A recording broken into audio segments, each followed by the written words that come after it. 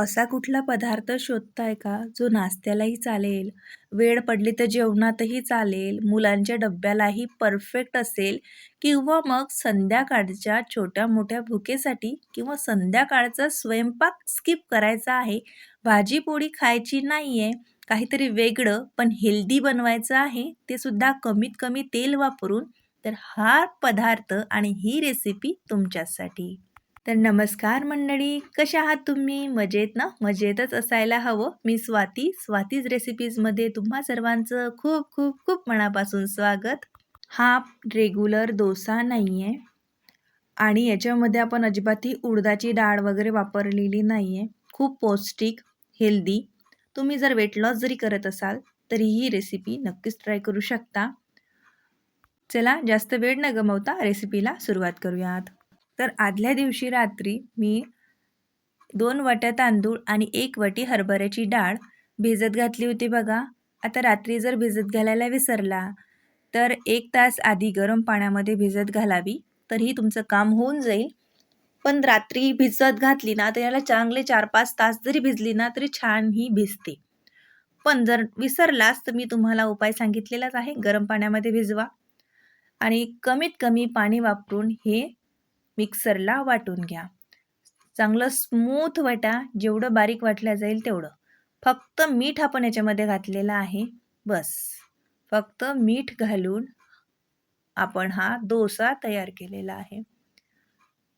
पाहू शकता, बॅटर अगदी स्मूथ वाटल्याने किती छान असा स्प्रेड केला गेला आहे. अजिबातही तुटला नाही आहे. मस्त आता भाजून घेऊयात. आता बघा, इथे तुम्हाला मी भरपूर असे ऑप्शन देऊ शकते.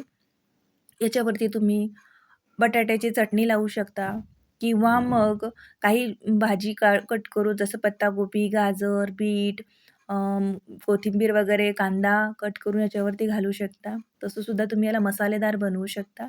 पण मी अगदी झटपट आणि प्लेन याला ठेवला आहे आणि झटपट बनवला आहे. आपण याला हिरव्या मिरचीच्या, पुदिन्याच्या चटणीसोबत सर्व्ह केलेला आहे बघा. या चटणीची रेसिपीसुद्धा आपल्या चॅनलवरती आहेच, तुम्ही नक्कीच पाहू शकता. पहिले तर नाश्ता बघा, काय मस्त आलेला आहे. रंग बघा, जाडी बघा.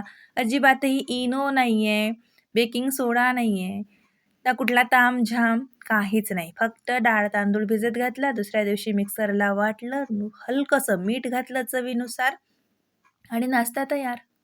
मग उद्या बनवा ना, सकाळच्या घाई गडबडीमध्ये अगदी झटपट पोटभरीचा आणि चविष्ट असा पदार्थ, जो सकाळी तुम्ही नाश्त्याला घरच्या मंडळींना सुद्धा देऊ शकता, मुलांना टिफिनमध्ये सुद्धा देऊ शकता आणि स्वयंपाकाचा कंटाळा आला असेल तर रात्रीसुद्धा बनवू शकता.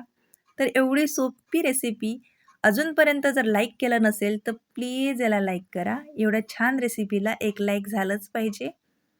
आणि स्वातीज रेसिपीला सबस्क्राईब केलं नसेल तर हक्काने सबस्क्राईब करा, कारण Swati's recipe Marathi YouTube channel म्हणजे रेसिपी आपली आपुलकीची. चला तर मग भेटूया अशा छान छान रेसिपीसोबत. तोवर मजेत राहा आणि सर्वात महत्त्वाचं म्हणजे स्वातीज रेसिपीज पाहत राहा. Swati's recipe Marathi YouTube channel म्हणजे रेसिपी आपली आपुलकीची.